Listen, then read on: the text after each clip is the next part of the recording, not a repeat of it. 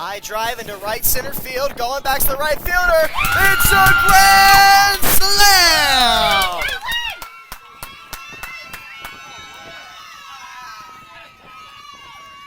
Kellen Hartwick touches them all and brings home all the... I'm here with Aaliyah Clarity, the leadoff hitter for the Highlanders after the doubleheader sweep of the Hawks here at home. First off, Aaliyah, congratulations. Thank you. So, tough loss at GMC. Wait, not the greatest start to open the conference season for you guys. What was the talk between the players to really rejuvenate that locker room? So we're really coming together as a team, like finding out our differences and how we just gelled together. We were going on to spring break, so we kind of just needed some time away from each other. Like everybody was just getting to that point where we just needed to all get away for a little while. So we go on spring break, come back yesterday and practice last night. And I mean, we had a meeting in the locker room this morning, lift this morning before the game, and we were just talking about goals that we could reach for today. And we were just talking about how we had to be gritty and come together as a team, and I think that's what we did today. Most certainly, everything gelled together and mixed well in Game 1, a 21-3 victory. We're not going to talk about that. We're going to talk about what the phenomenon was in Game number 2.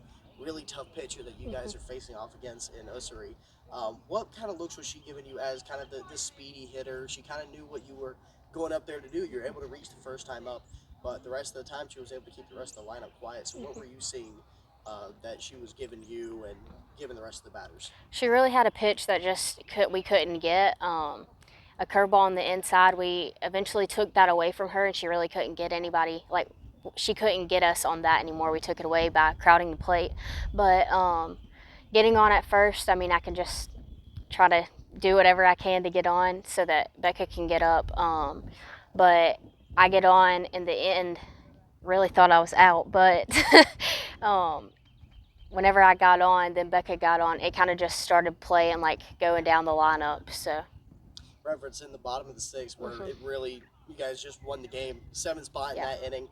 You mentioned you got on, you were safe, but able to go around and gets a base hit. Then you see the bunt by Neal. What were you thinking? What was the play there? Were you just going to hold at third, or what was the plan of action for when Neal bunted? So I was going to hold, and then the second baseman, it tipped off the end of her glove, and it was going towards our dugout, and I was like, I'm just going to take the chance. I mean, not much you can do whenever you're trying to be aggressive, honestly. And I scored because the ball got away, and then the energy was crazy. I mean, we were going crazy in the dugout, and then the home run started coming back, so it's just all coming together. The fire definitely got lit. You were the spark plug that started it all. Aaliyah, thank you very much. Yes, sir. I'm here with Kellen Hartwick after today's doubleheader sweep of the Hawks at home. Kellen, first off, congratulations. Thank you. So coming into today, definitely not the way you guys wanted to start conference. And what were you guys looking to change offensively? We were just trying to put the ball in play more, not get as many strikeouts. If you put the ball in play, it puts pressure on the defense where they can make mistakes. So I think we did a lot better today at putting the ball in play and not having the high level of strikeouts we've been having each game. And I think you guys certainly did in game number 1, 21-3. That's a football score. And you were a big part of that. 8 RBIs in that, 2 grand slams. What were you thinking after that first one left your bat?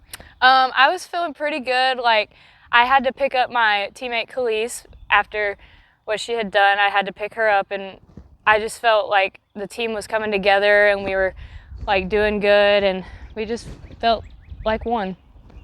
So by the time of your second at bat, the game was over, 16-3, but you couldn't let that slide. Another one right off the bat.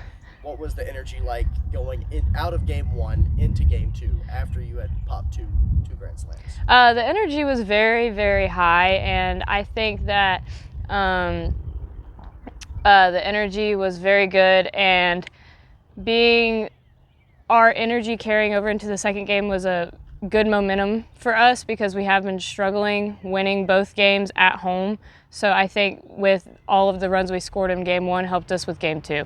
Definitely propelled you. When you guys started out slow in game 2 and took you a minute to get going, what was Osiri giving you as more of a power to gap hitter in that lineup? What kind of looks was she giving you? She was giving me like drop and curveball, but I know on a lot of the other hitters she went inside. And you were definitely able to change the approach. Bottom of the 6th inning, you see 3 runs come across, then you step up with a runner on. and you basically ended right there. What were you feeling around in the bases after that one just touchdown over the fence? I felt great because I know my teammates, like, they had just, like, extended the lead over the team, and I just wanted to help them out more. Like, it, like, brought the momentum back to us. Kellen Hartwick, a great opening here to conference at home. Thank you very much for joining us. Thank you.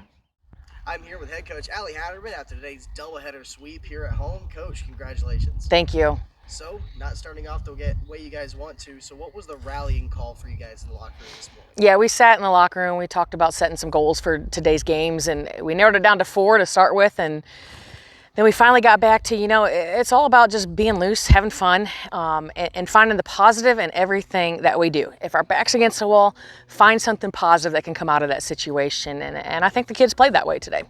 So game one definitely ended very well, but it didn't start off that way. A little rocky. Munoz lets a couple infield singles that more or less could have been outs, and then a bomb goes over the fence. What were you thinking as a coach in the dugout? A little bit concerned. I'm not gonna lie about that, because we've not been on the favor of the win side here in the last few weeks, and so you worry with a young team like that. Is it just going to keep compiling upon itself? But bottom of the first, we found a way to put our runs up on the board, and they finally got the energy and the confidence back, and they didn't look back. Most certainly, you're able to put across 12, also off the back of Kellen Hartwick's grand slam. Yeah.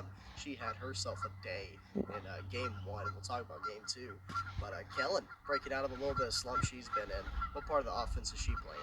Oh my gosh, Kellen she had a day. She's been actually hitting the ball pretty well the last few games, but she's finding her pitch on good counts, and she is just staying to it and driving the pitch in the gap. And today 2 of them found the way to leave the yard, and it happened to be with bases loaded. So in game one, you catch the W rather easily, 21-3 a rout. And in game two, you were going up against a tough pitcher, Sierra Rissery. She was going to be the stopper for the Hawks. She had you guys quieted through 5 innings. What was the adjustment that you were preaching to your team going into? Yeah, I was a little worried if we were going to get swing happy after game one, and it was probably smart on their part to throw her game two because of what she brings on that outside corner. And you can see our swings were real big. We didn't make that adjustment early. 4th inning, I rallied him up. I said, we have got to take that curveball away and stop chasing it.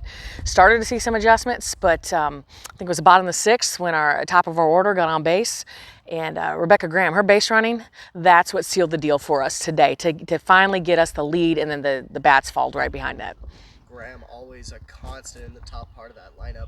And in game two, it was also something, although the score won't reflect it, it was a 7-2. A little bit of a gap there, but the starting pitching, Taylor Beagle, able to hold them to 2 runs along with Victoria O'Neill coming in.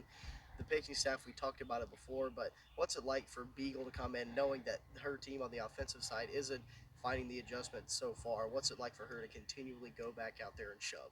I mean, she is just throwing quality pitches and giving our defense opportunity to make outs. And, South Georgia's offense today was our leadoff hitter. She got on base, she stole, and she scored, and the rest of the way, she had them just handled. And I'm just so proud of her. She wasn't feeling her best today. She told me that she doesn't have her best stuff, but she competed, and that says a lot about her. Most definitely. Coach, back to normal things. Doubleheader sweep here at home. Looking for more in the conference. Thank you very much. Thank you.